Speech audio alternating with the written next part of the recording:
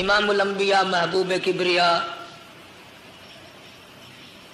سرکار مدینہ صلی اللہ علیہ وسلم کا سارا خاندان پاک ہے. آپ کے تمام لواحقین صحابہ کرام اہل بیت تمام کے تمام کو اللہ پاک نے پاک فرما دیا.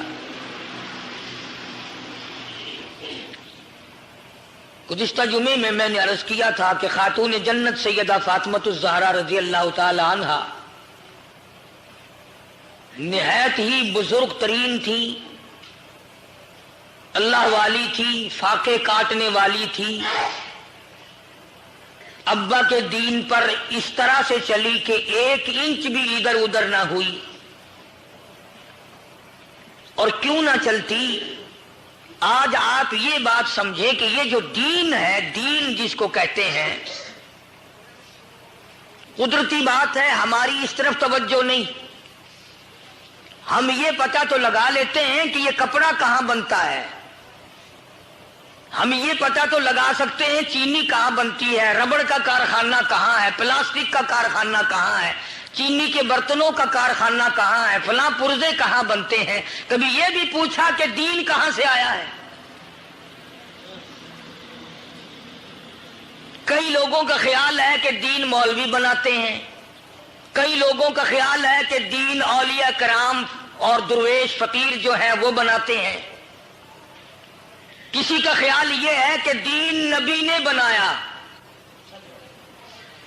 یہ ساری باتیں غلط ہیں. دین سارے کا سارا آسمانی ہے.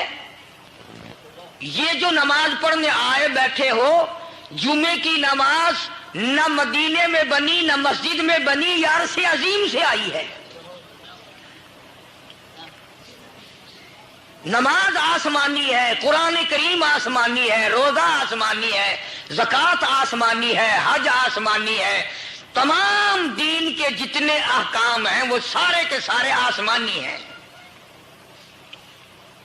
اور یہ بات یاد رکھ لو، جو چیز آسمانی نہیں وہ دین نہیں، وہ دنیا ہے. اب آپ لوگ ایک بات سوچ رہے ہوں گے کہ ٹھیک ہے، جب نماز آسمانی ہے، روزہ آسمانی ہے، قرآن کریم آسمان سے آیا اور تمام اسلام اور دین آسمان سے آیا، تو محمد عربی صلی اللہ علیہ وسلم نے پھر کیا فرمایا؟ آپ نے یہ فرمایا کہ وہ دین جو آسمان سے آیا تھا اس کو لیا اور اس پر عمل کر کے دکھلا کر اور دین کا پورا ڈھانچہ، پوری دولت تمہارے حوالے کر گئے. مثلاً آسمان سے آیا کہ نماز پڑھو، اس کی چند حیثیتیں قرآن کریم نے بیان کی، ساری نہیں. فرمایا یا مریم اقنتی لربک واسجدی وارکعی مع الراکعین. رکوع کرو رکوع کرنے والوں کے ساتھ، سجدہ کرو سجدہ کرنے والوں کے ساتھ. والذین یبیتون لربہم سجدا وقیاما. نماز میں قیام کرتے ہیں، رات کو عبادت کرتے ہیں. یعنی نماز کی رکوع قرآن نے بتایا، سجدہ قرآن کریم نے بتایا، کھڑا ہونا قرآن کریم نے بتایا، مگر نماز کی پوری تفصیل تو قرآن کریم نے نہیں بتلائی. پہلی رکعت پڑھ کے یوں بیٹھنا، گھٹنوں پہ ہاتھ رکھنا، اتحیات میں اس طرح سے بیٹھنا، یہ تفسیر اور شرح جو ہے یہ محمد الرسول اللہ صلی اللہ علیہ وسلم نے فرمائی. دین بڑا قیمتی ہے. دنیا کے معاملات میں بڑے تجربے کار ہیں آپ لوگ مجھ سے زیادہ. جو مال جتنا دور سے آتا ہے وہ اتنا ہی قیمتی بکتا ہے. جو مال ملتان میں تیار ہوگا اس کا وہ بھاؤ نہیں لگتا جو کراچی سے آئے ہوئے مال کا لگتا ہے. جو مال جاپان سے آتا ہے اس کا بھاؤ اور زیادہ، جو امریکہ سے آتا ہے اس کی قیمت اور زیادہ، جو اور دور و دراز کے ملکوں سے آتا ہے اس کی قیمت اور زیادہ، اور جو مال آسمان کتنی قیمت ہوگی. عرش عظیم سے جو چیز آئی ہو، اللہ تعالیٰ جس کا بھیجنے والا ہو، خداوند کریم نے محمد عربی صلی اللہ علیہ وسلم کے حوالے دین کیا ہو، نگہبانی حضور کی کرائی ہو، بانی سارے اسلام بنا کے بھیجا ہو، وہ کتنی عظمتوں والی چیز ہوگی اور وہ دین کتنا قیمتی ہوگا. آج تمہاری نظروں میں مکان کی قیمت ہے، دکان کی قیمت ہے، پلاٹ کی قیمت ہے، سونے چاندی کی قیمت ہے، مگر دین کی کوئی قیمت نہیں. عملاً میں بھی آپ میں شامل ہوں، آپ لوگ بھی اسی پر قائم دائم ہیں کہ ہماری نظروں میں، ہمارے دلوں میں عملاً دین کی کوئی قیمت نہیں.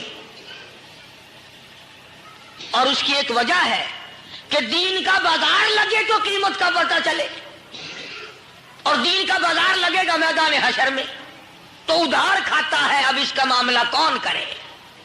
سمجھنے والوں نے خوب سمجھا. قرآن کہتا ہے اہل البیت، گھر والے. عربی میں بیت کہتے ہیں گھر کو، اہل کے معنی گھر والے.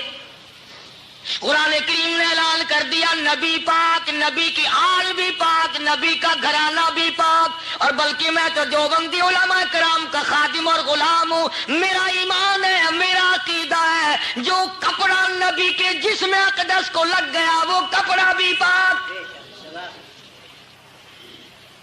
زمین کے جس حصے پہ امام الانبیاء نے قدم مبارک لگا دیا وہ زمین بھی پاک. جس شے کو کالی کملی والے کا ہاتھ مبارک لگ گیا وہ شے بھی پاک. اللہ جناب عائشہ صدیقہ رضی اللہ تعالی عنہا روٹیاں پکا رہی ہیں تندور میں، تشریف لے آئے. کہہ دو محمد عربی صلی اللہ علیہ وسلم. آپ نے فرمایا عائشہ ایک روٹی آج میں بھی پکاؤں گا. عرض کیا آقا میں خدمت کے لیے حاضر ہوں، قربان ہو جاؤں، میں جو ہر وقت تیار ہوں. ایک روٹی پکائی، تندور میں لگا دی. سیدہ عائشہ صدیقہ رضی اللہ تعالی عنہا کی لگائی ہوئی روٹیاں ساری پک گئیں، تندور سے باہر نکال لی.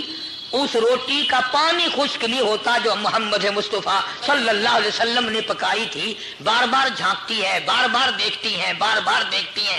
کافی دیر کے بعد عرض کیا آقا میری پکائی ہوئی روٹیاں تو کبھی سے پک گئی، یہ آپ والی روٹی کا تو پانی بھی خشک نہیں ہوا. فرمایا عائشہ تو نہیں جانتی جس شے کو میں محمد رسول اللہ کا ہاتھ لگ جائے آگ اس کے قریب نہیں آ سکتی.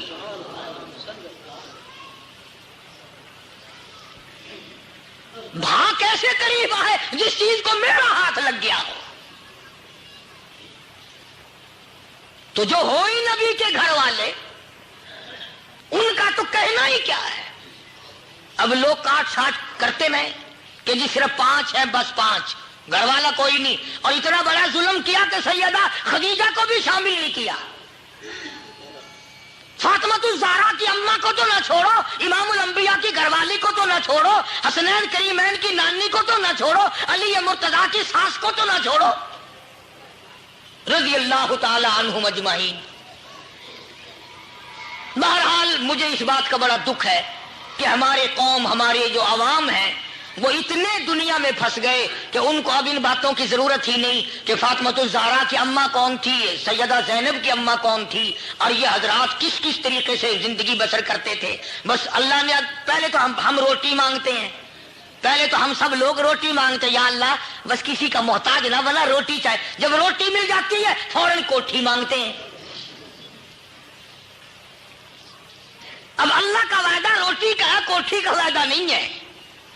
اور یہ جتنا ہڑبونگ مچ رہا ہے نا، یہ روٹیوں کے لیے نہیں، کوٹھیوں کے لیے مچ رہا ہے سارا.